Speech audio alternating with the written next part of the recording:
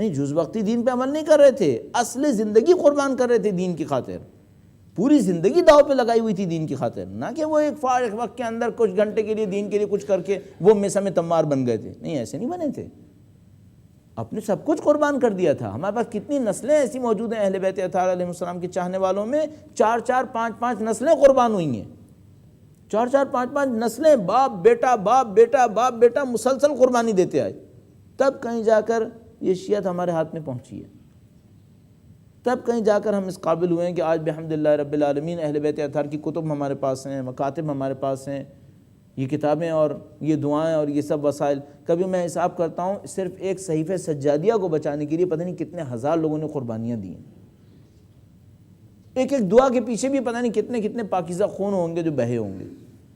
اس کے بعد ہم لوگ یہاں تک پہنچے ہیں. لہذا اگر ہم یہ سوچ رہے ہیں کہ ہمارا دین ایسا ہے کہ ہم تھوڑا سا وقت نکالیں گے، زیادہ کوئی قربانی نہیں دینی ہے، بس یہی جو کر لیا یہی کافی ہے، جو میں بہت زیادہ سنتا بھی ہوں اپنے دوستوں سے، کافی نہیں ہوگا. ہمیں قیامت کے دن بہت جواب دینے پڑ جائیں گے. ہمیں اس کے اوپر سوچنا پڑے گا، اپنی زندگی میں سے وقف کرنا پڑے گا. جس دن ہم اس بات کے اوپر تیار ہو گئے کہ ہاں قربانی دیں گے، اس وقت پھر ذمہ داریاں بھی ملیں گی. اور یہ ماحول، اس وقت کا جو ماحول مجھے سمجھ میں آتا ہے، لگتا ہے جیسے گویا اہل بیت اطہار علیہ السلام ذمہ داریاں دے رہے ہیں. کوئی ہے جو ذمہ داری لے گا؟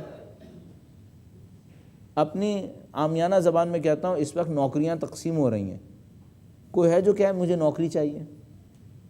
اہل بیت اطہار علیہ السلام سے نوکری لے اور کہے کہ کوئی کام کروانا ہے دنیا کے اندر، ہم کام کریں گے. اور یہ پارٹ ٹائم نہیں ہے، یہ مکمل فل ٹائم ہے. اس میں آپ کو سب کچھ کرنا پڑے گا. اور جتنے بھی آپ معتقد ہیں ان سب نے یہی کیا ہے، جن کا آپ نام لیتے ہیں، جن کا آپ ذکر کر رہے ہیں، ان جانوں کی قربانیاں دی ہیں. یہ دنیا آپ کے سامنے ہے. اہل بیت اطہار علیہ السلام کی عظمت کو اگر دیکھنا ہے، ان کے اصحاب کے اندر بھی ڈھونڈنے کی کوشش کریں، کس طرح جانیں دیتے تھے، کس طرح قربانیاں دیتے تھے. ابھی چونکہ میثم تمار کا تذکرہ ہے، لہذا ایک دفعہ پھر آپ کی خدمت میں عرض کرتا چلوں. میں اپنے بعض ایسے دوستوں کو جن کو شاید پتہ نہ ہو، میں سمجھتا ہوں ہم لوگ مقروض ہیں سب، یہ باتیں ضرور بتانی چاہیے. جیسے میں نے کہا نا، مصائب اہل بیت اس سے کہیں زیادہ ہیں. یہ جو ہمارے سامنے تذکرہ ہے حضرت میثم عمار سولی پر چڑھے، یہ سولی کیا ہے؟ کس چیز کو ہم سولی کہتے ہیں؟ میں جگہ جگہ اس کی تشریح کرتا ہوں تاکہ ہمیں اچھی طرح سمجھ میں آئے مصیبتیں کیا برداشت کی ہیں. مجھے یاد ہے میں بچپن میں پڑھتا تھا، حضرت میثم عمار سولی پہ چڑھے، 3 دن تک سولی پر رہے. تو میں سوچتا تھا یار 3 دن میں کہاں موت آتی ہے؟ تو جھٹکے میں موت آتی ہے. بھائی کوئی آدمی سولی پہ چڑھتا ہے، ہماری دانش میں جیسی سولی پہ چڑھتا ہے 3 منٹ میں موت آ جاتی ہے. گردن کھنچتی ہے، ایک دم سے آدمی مر جاتا ہے. وہ تو کہہ رہے ہیں 3 دن تک سولی پہ رہے، پہلے دن یہ کیا، دوسرے دن یہ کیا، تیسرے دن یہ کیا. میں سوچتا 3 دن کیسے لگ گئے؟ پھر بعد میں پتہ چلا کہ سولی اور پھانسی میں فرق ہوتا ہے. وہ جو جس کے اندر 2 منٹ 3 منٹ میں موت آتی ہے، پھانسی ہوتی ہے. کہ آپ مثال کے طور پر ایک کنویں کے اوپر ایک تختہ رکھ کے کھڑا کر دیتے ہیں ایک آدمی کو، گردن میں اس کے پھندا بندھا ہوا ہوتا ہے. جب اس کو پھانسی دینی ہوتی ہے وہ تختہ ہٹا دیتے ہیں، تختہ ہٹا دیتے ہیں، کنویں میں لٹک جاتا ہے. کنویں میں لٹکتا ہے، 2-3 منٹ کے اندر موت آ جاتی ہے. بعض اوقات تو انسٹنٹلی آ جاتی ہے، چونکہ جیسی رسی کھینچتی ہے بعض اوقات اس کی گردن کی ہڈی ٹوٹ جاتی ہے. گردن کی ہڈی ٹوٹتی ہے تو فوراً ہی وہ وہیں پہ موت آ جاتی ہے اس کو. اس کو پھانسی کہتے ہیں. یہ سولی نہیں ہے، یہ پھانسی ہے. اس میں 3 دن کا تذکرہ کہاں ہے؟ سولی کسے کہتے ہیں؟ سولی اسے کہتے ہیں ایک لمبا سا کوئی درخت انتخاب کرتے ہیں، کوئی لمبی سی لکڑی انتخاب کرتے ہیں، اس لکڑی کے بالکل اونچائی پہ جا کر اس آدمی کو ہاتھ پاؤں سے باندھ دیتے ہیں، اور باندھتے ایسے ہیں کہ اس کا چہرہ سورج کے اوپر رہے. سورج جب سخت گرمی پہ ہو تو اس کے چہرے کے اوپر اس کی روشنی پڑ رہی ہو. اس کے بعد اس آدمی کو باندھ کر پیچھے کمر میں ایک خنجر گھونپ دیتے ہیں، کمر میں خنجر گھونپ دیتے ہیں تاکہ چھوٹا سا زخم لگ جائے، بڑا زخم نہ لگے، چھوٹا زخم لگے. اچھا زخم ایسا لگاتے ہیں کہ اس میں آہستہ آہستہ خون ٹپکتا رہے، آہستہ آہستہ خون ٹپکے. اچھا یہ کام کیوں کرتے ہیں؟ تاکہ اس کو اذیت ہو.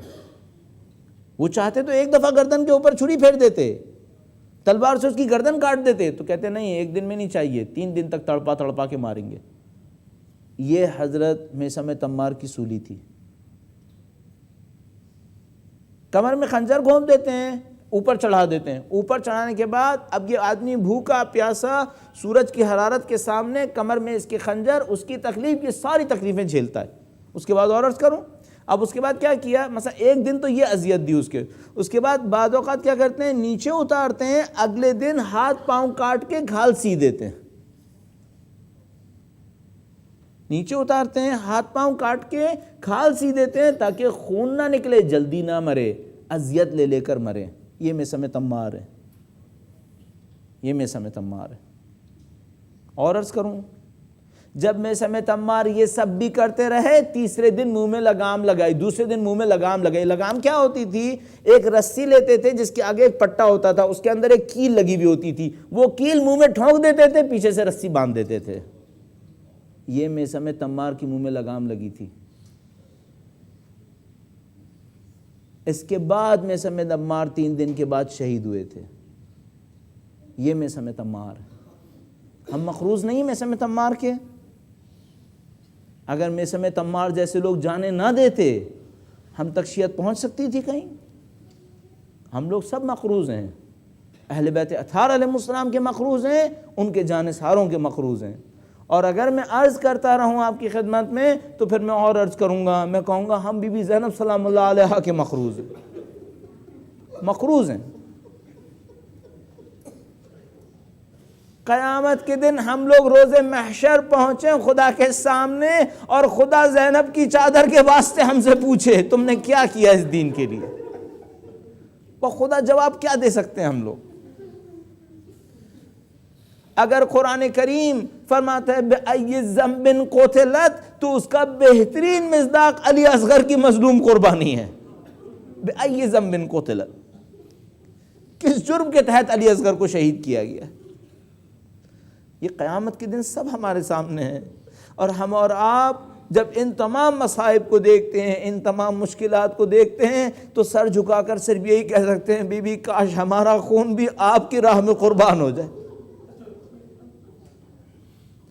اگر ایسا ہو بھی گیا کہ ہم نے اپنا خون ان کی راہ میں قربان کر دیا، ہماری اولادیں بھی ان کی راہ میں قربان ہو گئیں، تو ذرا ایک لمحے کو بتائیے گا کیا خون علی اصغر کے برابر میں کوئی خون قبول ہوگا؟ اس مظلوم خون کے مقابلے میں کیا ہو سکتا ہے؟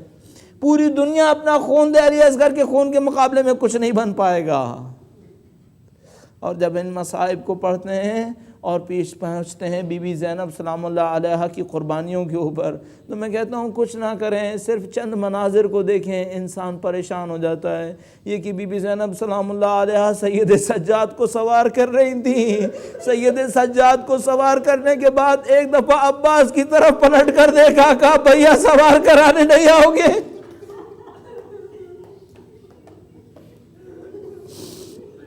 وَسَيَعْلَمُ الَّذِينَ ظَلَمُوا أَيَّ مُنْقَلِبٍ يَنْقَلِبُونَ. اے پاک پروردگارا تجھے واسطہ محمد و آل محمد کا اس قلیل سی عبادت کو ہم سے قبول فرما. پاک پروردگارا تجھے واسطہ محمد و آل محمد کا دنیا اور آخرت میں اہل بیت کی ہمراہی مصاحبت نصیب فرما. اے پاک پروردگار ان کے چاہنے والے دنیا میں جہاں کہیں بھی ہوں ان کی جان مال عزت و آبرو کی حفاظت فرما.